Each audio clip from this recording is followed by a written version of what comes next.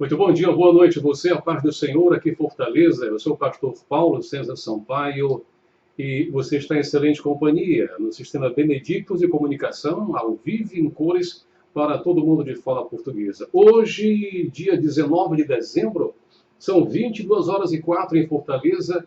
Aqui não há horário de verão, portanto, como dizia o velho radialista, acerte o seu pelo meu. E é um prazer, mais uma vez, estar contigo e com toda a tua família, que certamente você deve ter já telefonado para todo mundo, beleza? Então tá. Olha só, este é o vídeo número 98, parte B. Vamos abordar Mateus capítulo 12, do verso 15 ao verso 37. Estamos ao vivo, simultaneamente na rádio Benedictus FM, aqui está o microfone dela, e também live no Facebook, e gravando aqui em HD, para em seguida postarmos no YouTube, canal PC Sampaio. E desde já eu quero pedir a você, rogar, suplicar e implorar que você possa compartilhar os nossos vídeos. Já são mais de 100 vídeos. Cada vídeo, a rigor, aborda um capítulo inteiro da Bíblia Sagrada, Novo Testamento. Acontece em casos em que nós dividimos o capítulo por ser grande demais. Nós o dividimos em 3 partes, parte A, parte B e parte C, que aliás será este caso especificamente agora de Mateus 12.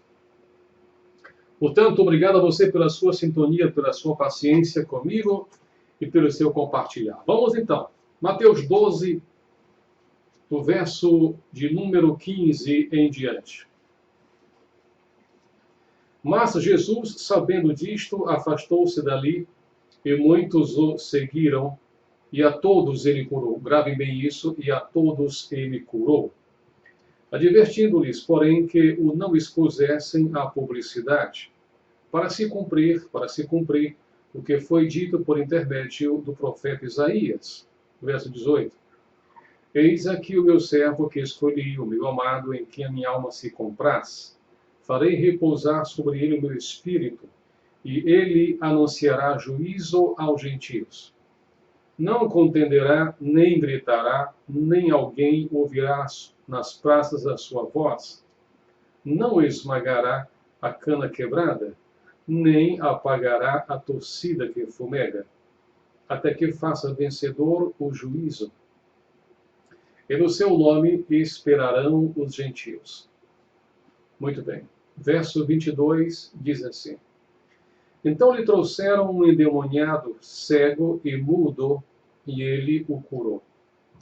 Passando o mudo a falar e a ver, e toda a multidão se admirava e dizia, é este porventura o filho de Davi? Mas os fariseus, ouvindo isto, murmuravam, este não expele demônios, senão pelo poder de Belzebu, em outra versão, Baal-Zebu, maioral dos demônios. Jesus, porém, conhecendo-lhes os pensamentos, disse, todo reino dividido contra si mesmo ficará deserto. E toda cidade ou casa dividida contra si mesma não subsistirá. Se Satanás expele a Satanás, dividida está contra si mesmo. Como, pois, subsistirá o seu reino? E se eu expulso os demônios por Beelzebu, por quem os expulsam vossos filhos? Isso é muito importante. Por isso, eles mesmos serão os vossos juízes. Se, porém, eu expulso os demônios pelo Espírito de Deus, certamente é chegado o reino de Deus sobre vós.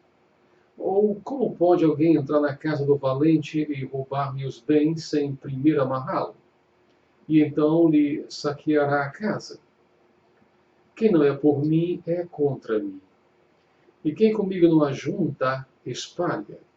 Por isso, vos declaro, todo pecado e blasfêmia serão perdoados aos homens, mas a blasfêmia contra o Espírito Santo não será perdoada. Se alguém proferir alguma palavra contra o Filho do Homem, seria isso perdoado.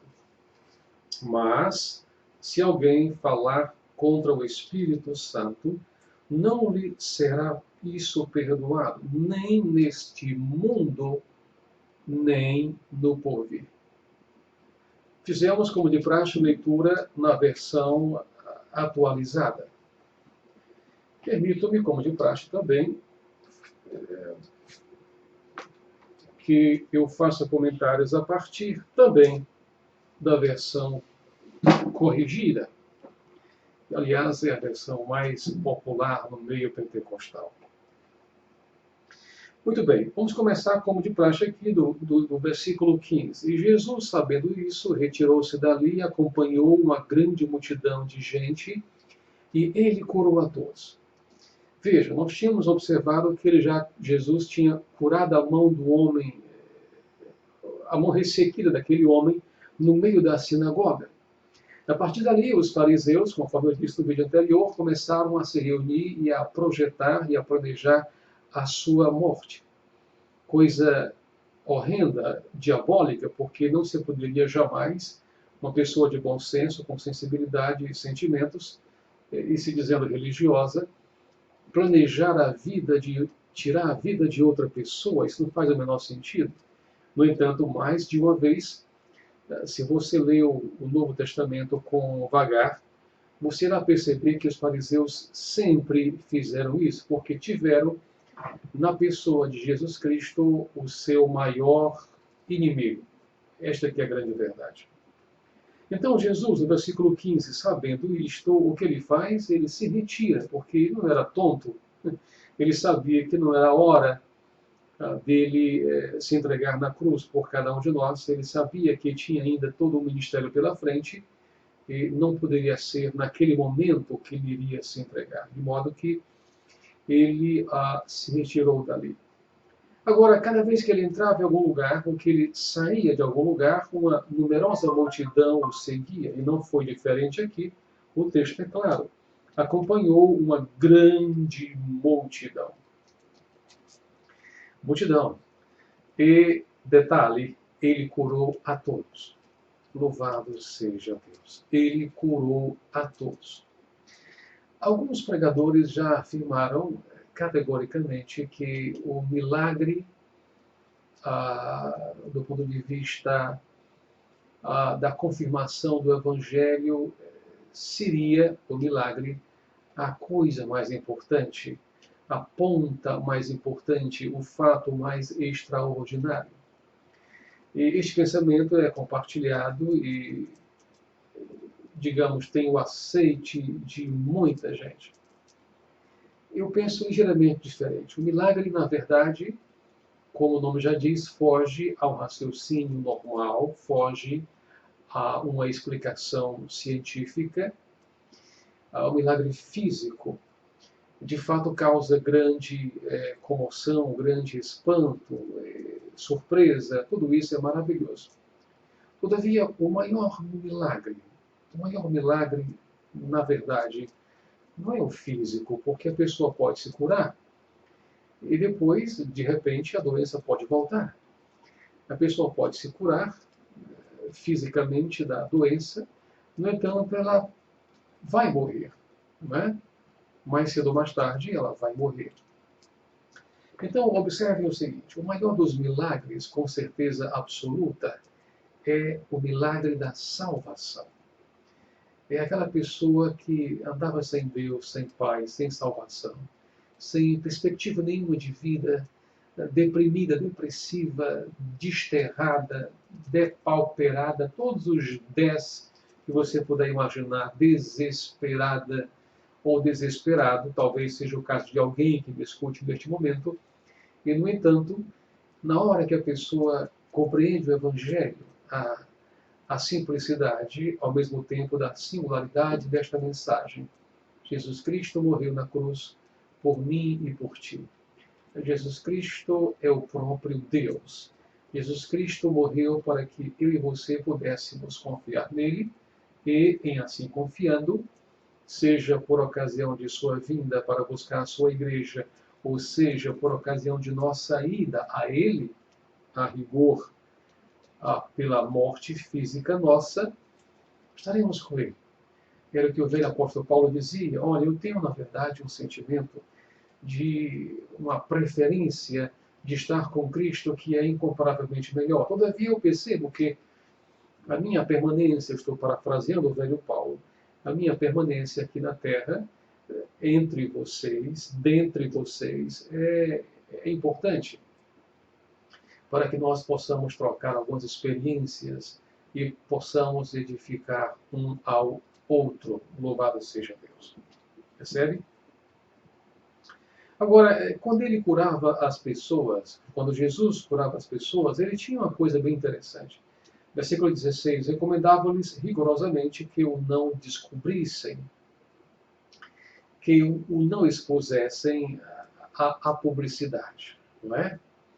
Observem bem isso porque é da maior importância.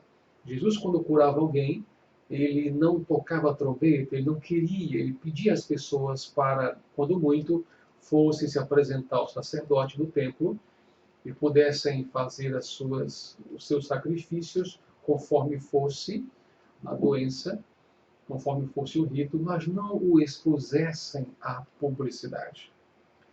Ora, o que nós vemos de uns tempos para cá, e por que não dizer de uns séculos para cá, é uma publicização ou uma publicidade dos milagres de algumas comunidades que até marcam hora.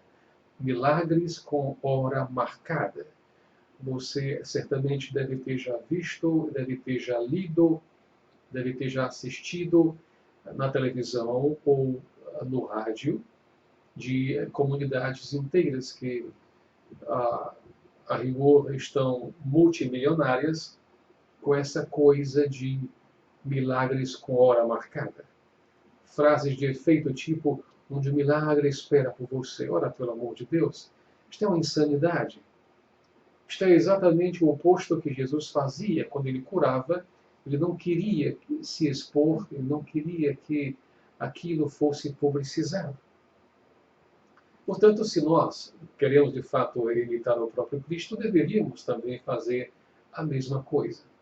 Você me compreende, sim ou não? De modo que não vejo com bons olhos, vejo com reservas alguém que, mesmo tendo o dom de curas, de maravilhas e de prodígios e milagres, ao invés de evitar a sua publicidade, na realidade, ele próprio ou ela própria coloca isso num cartaz, vamos chamar assim, num banner bem grande, e diz, o homem dos milagres chegou à cidade, ou coisa que o valha. Não é recomendável isso à luz da palavra de Deus. Agora, tudo isso acontecia, e o versículo 17 explica, para que se cumprisse o que fora dito lá pelo velho profeta Isaías. Você compreende? O que é que o profeta Isaías dizia? Eis aqui o meu servo que escolhi, o meu amado, em quem a minha alma se compraz. Porém sobre ele o meu espírito e anunciará aos gentios o juízo. Exatamente o que Jesus fez. Apresentou-se à nação de Israel, ao seu próprio povo, veio para o que era seu povo, e os seus não o quiseram como Messias, quando muito o consideravam mais um dos inúmeros profetas que existiam naquela época. E aí, o velho evangelista João diz que a todos quantos o receberam, que é o nosso caso, deu para cada um de nós o poder de sermos feitos filhos de Deus. Portanto, não somos um Zé Ninguém, um João Ninguém, um Zé Mané, ou coisa que o valha. Somos, na realidade, filhos de Deus. E quando nós temos esta consciência de que somos importantes, não por termos uma conta bancária recheada, não por morarmos em bairros nobres, não por andarmos de carro de último modelo, último tipo, não por termos nossos nomes arrolados em algum dos clubes sociais mais chiques de Fortaleza. A questão não é essa. Nós somos importantes porque somos filhos de Deus. E isto nos basta de verdade. Né? Quando a pessoa tem esta consciência de que ela é importante para Deus, ela é importante para a sua família, ela é importante para a comunidade, ela é importante para a igreja, que ela se membrou, há uma outra perspectiva de vida. Ela não vai, ou ele não vai, se sentir desamparado, abandonado, sem razão de ser, sem um norte. A pior coisa é alguém se sentir rejeitado, alguém se sentir praticamente jogado fora do convívio, na verdade, da família, das pessoas a quem este ou esta tem sentimentos. Muito bem. Então, o versículo 19, versículo 20, fazem, na verdade, um comparativo sobre aquilo que Jesus não fará. Não contenderá, nem clamará, nem alguém ouvirá pelas ruas a sua voz. Se houve alguém discreto no falar, se houve alguém discreto no agir, no realizar milagres, este alguém foi de fato Jesus. Não contendeu, não clamou no sentido de reclamar, não ficou a fazer orações longuíssimas nas praças públicas, como aliás era, na verdade, hábito dos fariseus, hábito este, na realidade, recriminado pelo próprio Senhor Jesus Cristo, de modo que eu penso que muitas e muitas vezes nós lemos os textos bíblicos, mas não compreendemos muito bem, e se os compreendemos, os praticamos muito pouco. Porque, repito, a descrição, a não publicidade dos atos miraculosos de Jesus Cristo, isso tudo está no Novo Testamento, minha gente amiga. E nós deveríamos também observar a mesma coisa. Louvado seja Deus. Você me compreende? Versículo 19, versículo 20 agora. Não esmagará a cana quebrada e não apagará o morrão que fumega, até que faça triunfar o juízo. Ou seja, se alguém está quebrado, ele não vai quebrar mais ainda. Se alguém está triste, Jesus não vai entristecê-lo mais ainda. Se alguém está deprimido, ele não vai deprimi-lo mais ainda. Ao contrário. Se alguém está ainda com um restinho de fogo, de expectativa, de graça, de fé, de esperança, ele não vai apagar este fogo. Ele vai assoprar para que cada vez mais e cada vez melhor esta pessoa, mesmo envolta em problemas, ela possa sair devagarinho ou rapidamente, conforme seja a vontade do Senhor. Muitas e muitas vezes, o nosso bom Senhor atua de forma imediata, absolutamente repentina e imediata. Mas outras vezes, ele atua de forma lenta e gradual, de modo que a pessoa possa aprender enquanto ela atravessa o vale de sombra da morte, ou da sombra da morte. Você me compreende? Não há, portanto, um padrão, um estabelecimento de padrão ou padrões para que Deus possa atuar em nossas vidas, especialmente no quesito milagres. Certamente aqui alguém que me escuta agora pela rádio, ou que me vê pelo Facebook, ou depois pelo YouTube, há de pensar da seguinte forma. Pastor, eu estou há muitos meses, semanas, meses e anos pedindo milagre a Deus. E até o momento eu ainda não recebi. Eu quero dizer a você que você está em excelente companhia, porque eu também há anos tenho pedido, rogado, suplicado, implorado ao nosso bom Senhor que realize um milagre em minha vida. Ora, cada servo de Deus, cada filho de Deus tem uma causa nas mãos dele. Alguns há pouco tempo, outros há médio tempo, outros há longo tempo. Eu tenho causas de muitos e muitos anos.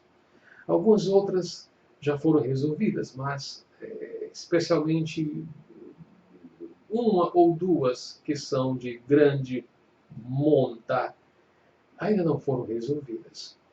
Mas nem por isso eu vou deixar de clamar, de suplicar, de implorar, e de dizer a Ele que sou dependente, absolutamente dependente dEle.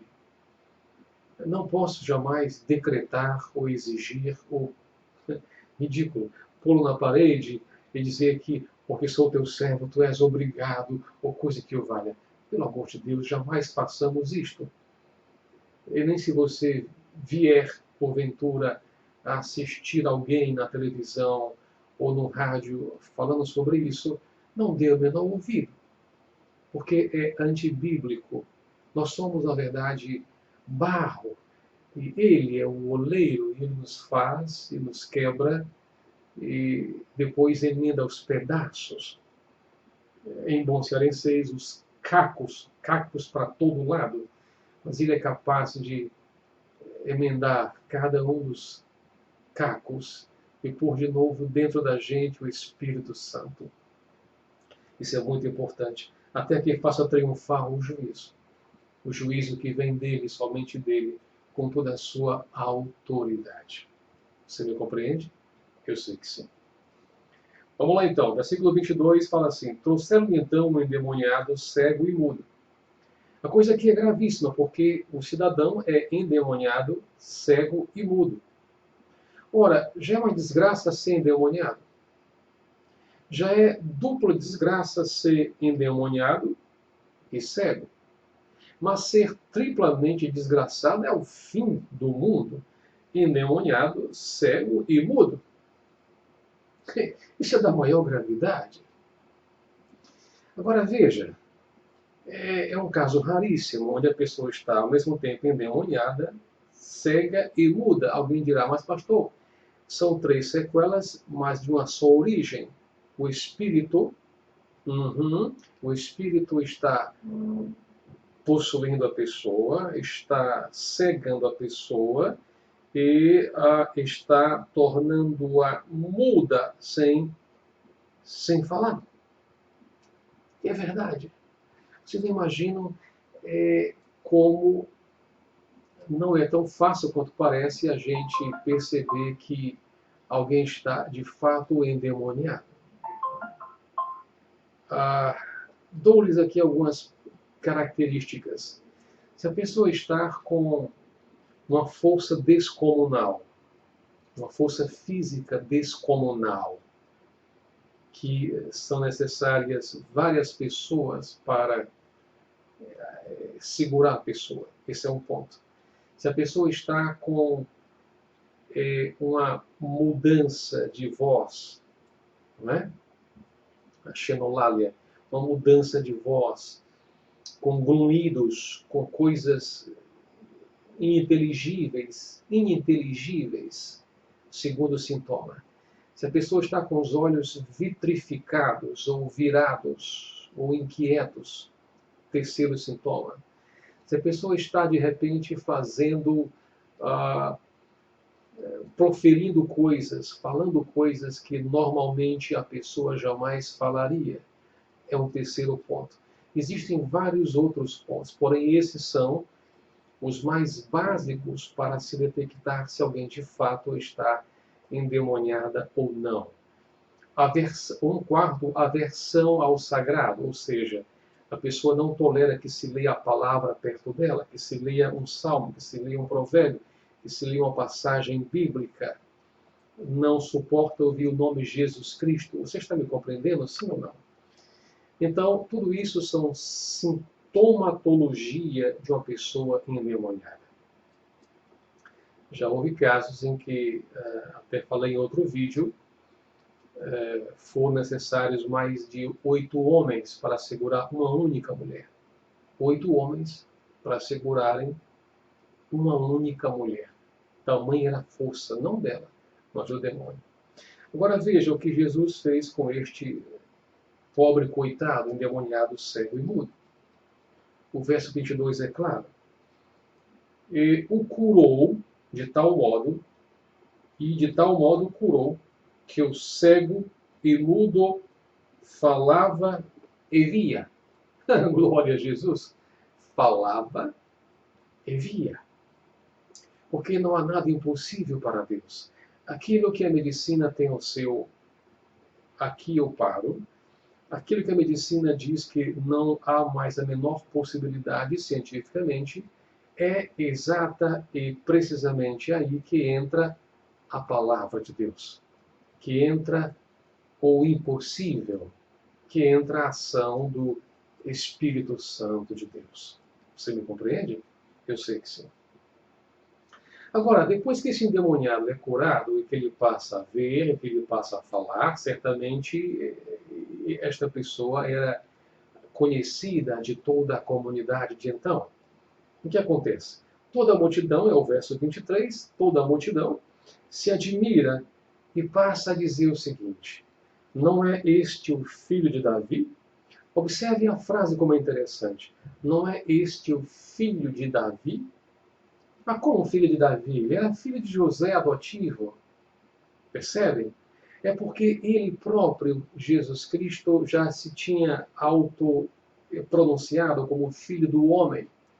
E os seus discípulos também o consideravam, além do próprio Deus, o filho do homem, o filho de Davi, na linhagem de Davi. Portanto, como a comunidade judaica sempre foi muito ligada à questão de genealogias, e você percebe que Mateus, por exemplo, já começa com genealogias, não é? Coisas tais que o apóstolo Paulo, lá em suas epístolas, vai dizer que não nos, não percamos tempo em discussões sobre genealogias sem fim, que traz confusões entre as pessoas. Mas, todavia, a frase aqui é: não é este o filho de Davi?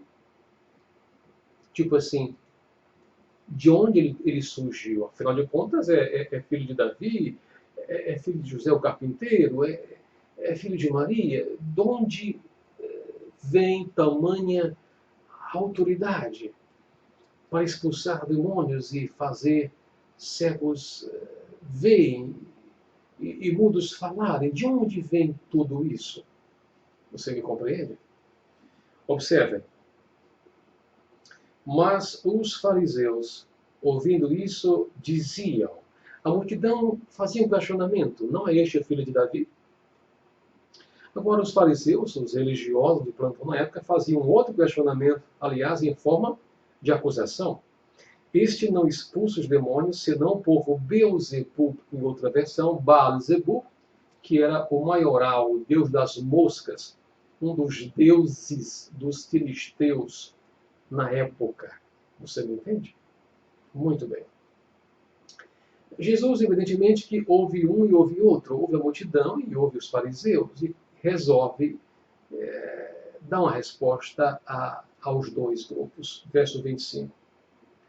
Jesus, porém, conhecendo-lhes os seus pensamentos, disse-lhes: todo reino dividido contra si mesmo é devastado, e toda cidade ou casa dividida contra si mesma não subsistirá. E a mais pura realidade. Se o governo não tem um mínimo de união, o governo cai.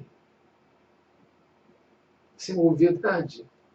Se numa casa não há união entre pai e filho, entre marido e mulher, entre irmãos, essa casa está dividida. Não poderá haver paz nela. Não poderá haver segurança, tranquilidade, bem-estar, harmonia, amor, respeito mútuo. Por quê? Porque a casa está dividida por ela mesma. O mesmo vale para igrejas. Você me compreende? Versículo 26. Agora, e se Satanás, isso aqui é Jesus falando, expulsa Satanás, então a coisa piorou, porque ele está contra si mesmo. E aqui vem a argumentação final e fatal de Jesus. Como subsistirá, pois, o seu reino? Foi fantástico isso, sim ou não? Muito bem.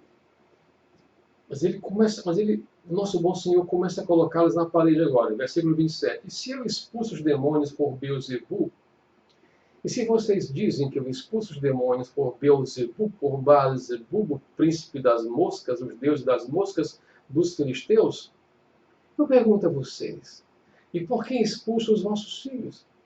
Percebe, gente boa de Deus? Já havia exorcista naquele tempo, aliás, sempre houve. Em todas as religiões sempre houve exorcistas, aqueles religiosos, digamos, especializados na expulsão de demônios. Faziam orações, rituais para expulsão de demônios. Você me compreende? Detalhe, os filhos dos fariseus, os próprios filhos deles também, eventualmente, expulsavam os demônios. É como quem diz, e o que vocês têm a ver com isso?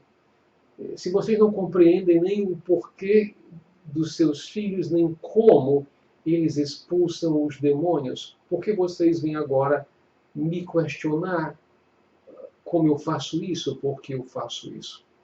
Você me compreende?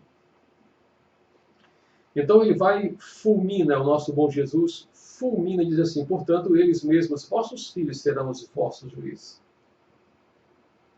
Agora, sabe de uma coisa? Se eu expulso os demônios pelo Espírito de Deus, aí, por conseguinte, ou conseguintemente, quer dizer, então, é chegado a vós o reino de Deus. Aleluia! O reino de Deus. Isso é fantástico. Verso 29. Ou como pode alguém entrar em casa do valente e furtar os seus bens, se primeiro não manietar, não amarrar o valente, saqueando então a sua casa? Para que haja isso, para que alguém realmente entre na casa de alguém e furte os seus bens, para que o ladrão faça isso, ao menos naquele tempo, ele precisa amarrar o dono da casa. Hoje em dia, já há outras maneiras, não é verdade, pelas quais os ladrões entram e minam e roubam.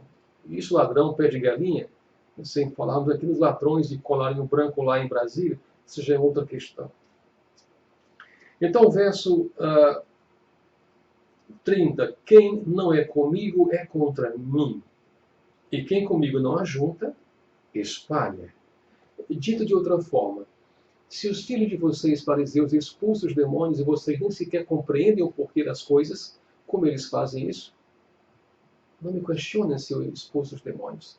Na realidade, eu faço isso porque a mim me foi dada toda a autoridade, todo o poder nos céus e na terra. Ele poderia muito bem ter dito isso, mas não disse. Disse-o em outra oportunidade. Você me compreende? Verso 31. Portanto, eu vos digo, todo pecado e blasfêmia se perdoará aos homens. Todo pecado. Não há nenhum pecado gravíssimo que não seja perdoado. Errar é humano, perdoar é divino. Errar uma vez, duas, três. Alguém dirá, errar 70 vezes 7, calma lá. Também não abusa do perdão. Não abusa do perdão. Entende? Ficar errando, ficar pecando, a mesma coisa, dia após dia, semana após semana, mês após mês, ano após ano, aí já é burrice demais. Burrice demais da conta. Não é possível uma coisa dessas, não é? Então veja, todo pecado e blasfêmia se perdoará aos homens. Mas há um pecado único apenas, que não é perdoado nem neste mundo, nem no mundo vindouro. E qual é, pastor? A maioria já sabe. É o pecado contra o Espírito Santo. E vem a pergunta clássica, pastor, e o que é pecar contra o Espírito Santo? Vamos lá. Os passos que levam alguém, na verdade, a cometer a blasfêmia, o pecado contra o Espírito Santo. Em primeiríssimo lugar, entristecer o Espírito. Se isto for ato contínuo, levará à resistência ao próprio Espírito. Efésios 4 e 30. Em segundo lugar, resistir ao Espírito Santo leva também ao apagamento do Espírito Santo na pessoa. Primeira aos Tessalonicenses 5, verso 19. Em terceiro lugar, apagar o Espírito Santo leva ao endurecimento do coração. Hebreus 3, versos 8 e 13. Em quarto lugar, o endurecimento do coração leva a uma mente reprovada, réproba e depravada, a ponto de chamar o bem de mal e o mal de bem. Romanos 1:28, Isaías 5:20. É exatamente o que nós temos hoje em dia. Exatamente o que se vê hoje na sociedade. Não é? Eles valorizam o que não tem valor nenhum e depreciam o que tem valor. Os valores estão invertidos. Agora, o servo de Deus, o homem de Deus, a mulher de Deus, o jovem, nós somos contra essa corrente toda do politicamente correto, das coisas aprovadas pelo mundo. A palavra é clara: se nós amarmos o mundo, o amor de Deus não está em nós. Nós estamos no mundo, mas não somos do mundo. Há uma diferença muito grande entre uma coisa e outra. Os valores que nós defendemos são valores eternos, são valores bíblicos, moralmente elevados. Respeitamos quem pensa o contrário, respeitamos quem se comporta de modo contrário. No entanto, isso não quer dizer que nós tenhamos que aceitar a ação, a prática ou a declaração dessa ou dessas pessoas. Você me compreende? Eu sei que sim. Então veja, na realidade, o que acontece? Quando alguém está preocupado se cometeu alguma ação, alguma blasfêmia contra o Espírito Santo, é sinal de que de fato não cometeu. Eu vou falar devagarinho e repetir para você. Se porventura você acha que em algum momento de sua vida você blasfemou contra o Espírito Santo, é sinal de que você não o fez. Porque é este mesmo Espírito Santo que está lembrando a você desta possibilidade de você ter pecado no passado. E, portanto, você não pecou. Amém? Isso, então. Você pode já dormir com excelente notícia, não? E vou finalizar. E se qualquer disser alguma palavra contra o Espírito Santo, o Filho do Homem seria perdoado, mas se alguém falar contra o Espírito Santo, não lhe será perdoado nem neste século, nem no porvir. Agora veja, ou dizeis que a árvore é boa e o seu fruto bom, ou dizeis que a árvore é má e o seu fruto mau, porque pelo fruto se conhece a árvore. Os meus pais tinham um provérbio que era o seguinte: a flor de pequenina traz o seu espinho, não é? Um outro provérbio muito comum no interior é: o boi sabe a cerca que fura. E há vários outros provérbios nesta linha dizendo o seguinte, que a árvore se conhece pelo tipo de fruto que ela produz. A árvore boa produz frutos bons. Se você é uma pessoa de fato boa, isso está estampado em você, nos seus atos, na sua maneira de ser, de agir, de andar, nas suas ações, no seu olhar. Tudo isso traduz o que você realmente é. Absolutamente verdadeiro o que eu estou falando. Tudo isso traduz o que você é. A palavra diz que se os teus olhos forem bons, todo o teu corpo será luminoso. Agora, se os teus olhos forem maus, maus com U, então todo o teu corpo estará envolto em trevas. Percebe? Então, quando você falar com alguém, fale olhando para ele, para ela, olho no olho. Não cumprimente assim e olhe para outra direção. Isso é um ato absolutamente antiético, anti-tudo. É uma coisa terrivelmente feia. E muita gente, infelizmente, cumprimenta você dessa forma. Oi, tudo bem? E não tem a decência, a hombridade, a educação de olhar para você. Um cumprimento firme, não é? Nem aquele cumprimento assim de lesma, que a mão vai assim escorregando. Né? entende? Aquela coisa mole, sonsa, falsa. Nem também aquele cumprimento quebra-mão. Percebe o que eu digo? Os dois têm muito a ver com o estado psicológico da pessoa. Portanto, cumprimente alguém olhando no olho da pessoa. Este é o procedimento correto. Muito bem. E aí, para finalizar, o nosso bom Senhor, para variar, ele chama aquele pessoal todinho lá atrás de raça de víboras. Como podeis vós dizer boas coisas, sendo vocês ou sendo vós maus? E sabem por quê? Porque do que há em abundância no coração, disso fala a boca. Disso fala a boca. Às vezes eu penso que é melhor, se você não tem muita coisa para falar, é melhor calar. Algumas dicas. Se você está em uma reunião e você não tem ainda domínio da matéria e você é chamado a falar, a dica é a seguinte: fale por último. Ouça o que a maioria está falando. Para onde vai? Qual a tendência? Se é negação, se é acusação, se é coordenação, concordância. Quem fala por último fala melhor, porque já colheu, na realidade, subsídios, digo melhor, para falar. Você me compreende o que eu digo? Eu sei que sim. É isso, gente. Vou ficar por aqui, senão fica muito longo o vídeo. Obrigado pela sua sintonia, nossa amada Giane Carla, que alegria. Obrigado a você pela sintonia. Claudemir Souza, obrigado a você. Muita gente boa chegando também aqui pela rádio, aqui na nossa rádio, muita gente chegando. Obrigado de coração. Depois vamos postar o vídeo no nosso canal PC Sampaio no YouTube. E eu peço a você desde já o seguinte favor: compartilhe. É tão fácil, é tão rápido. 2 cliques, pronto, compartilhou. E muito mais pessoas poderão assistir este nosso pequenino estudo. Beleza?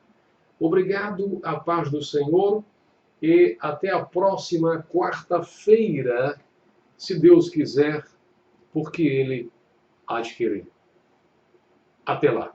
Tchau, tchau.